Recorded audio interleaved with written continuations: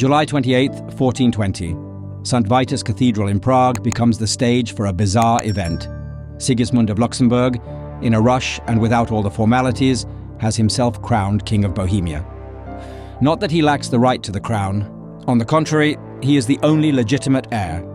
But the circumstances are against him. The country is in the grip of the Hussite uprising, which he has failed to crush, even with the help of a crusade. Just 2 weeks earlier, he suffered a humiliating defeat at Witkov Hill on the right bank of the Vltava River. But since he still holds the left bank with Prague Castle, he arranges a hasty coronation. Soon, though, he will be forced to flee the country and spend many more years fighting the Hussites for his inheritance.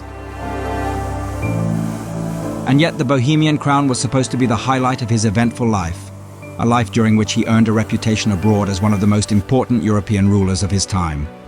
Only in Bohemia, due to the Hussite wars, would he be remembered as a sworn enemy and, thanks to his red hair, given the nickname the treacherous Red Fox.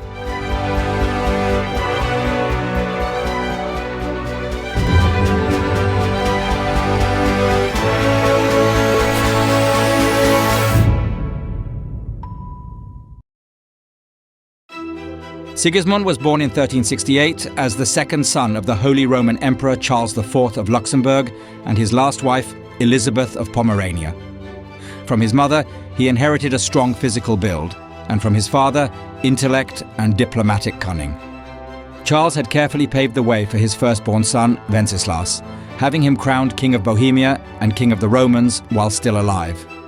For Sigismund, 7 years younger, he had also mapped out an ambitious plan, but since Charles died soon after, Sigismund would have to carry it out on his own.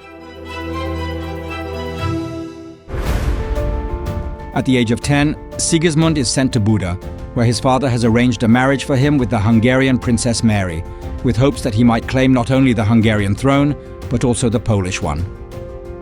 In a hostile environment, it's a harsh school of life for him. The Poles ultimately favor the Lithuanian Jagiellonians, and the Hungarian nobility doesn't want a foreign Czech on the throne either. So after 7 years of constant scheming, Sigismund sends a plea to Bohemia for military support.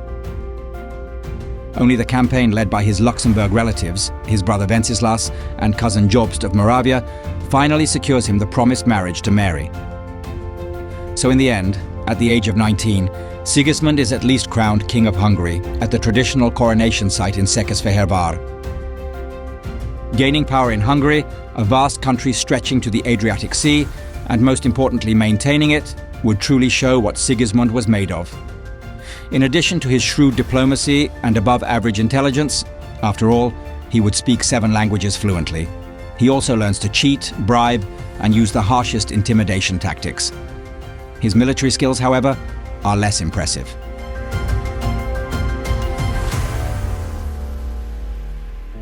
In the 1390s, he faces a new threat, the first Turkish invasion of the Balkans. He successfully gathers a large crusader army from across Europe. Knights from France, Spain, Germany, and Venice arrive. The entire army is led by the Luxembourger himself. The massive troops, bearing the cross on their banners, march against Sultan Bayezid. The decisive battle takes place on the banks of the Danube near the town of Nikopol, on what is now the Romanian-Bulgarian border. However, Sigismund's army is crushed, and the king narrowly escapes death, fleeing to Venetian ships anchored on the Danube. Over the following months, he struggles to make his way back to Hungary, taking a detour through the Black Sea, Constantinople, and then by the Adriatic Sea to Dubrovnik. However, after several major crises and the unexpected death of his wife Mary, who tragically dies after falling from a horse, he manages to stabilize his rule in Hungary. Like his father before him in Bohemia, he begins working hard to improve the country. In Buda, he builds a massive royal residence, said to be the largest Gothic palace in Europe. Unfortunately, it was destroyed by fire in the 17th century. In Buda, he also founds the first Hungarian university. In the Balkan Mountains, he builds a series of border fortresses designed to repel Turkish attacks, which are successfully defended during his reign. Ultimately, he rules Hungary for an incredible 50 years, earning the same level of respect as his father does in Bohemia. However, he fails to produce a male heir.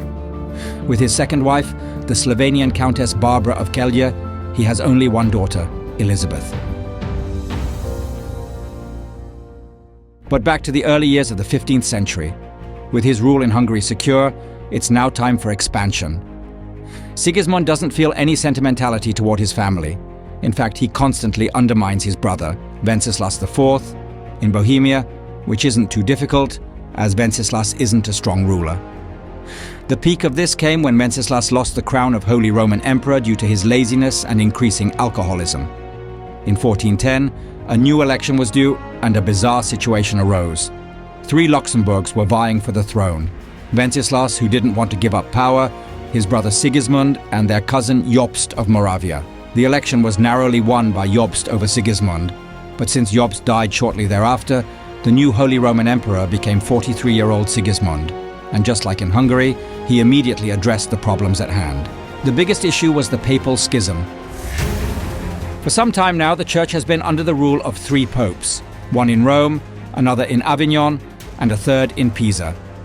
It is clear to everyone that this cannot continue, but no one knows how to resolve it.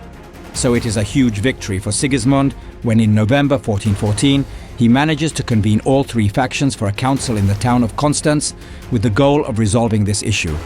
And while church matters are being discussed, he also invites certain John Hus, a priest and teacher who has been stirring trouble in the kingdom of Bohemia with his reformist ideas. This is where he unknowingly sets himself up for the greatest crisis of his career. Hus is seen as a heretic by the council, and as a secular figure, Sigismund has no chance of doing anything about it. Although he signed a safe conduct letter for Hus, it only covered his journey, not his stay at the council. Sigismund protests that the church imprisoned Hus without his knowledge, and he secures several public hearings for him, but otherwise he is ready to sacrifice him. So, when John Hus is burned at the stake in July 1415, Sigismund sees it as an unpleasant but necessary detour on his way to the main goal. He ultimately achieves his aim. The council does indeed depose all 3 existing popes and elects a new one, Pope Martin V.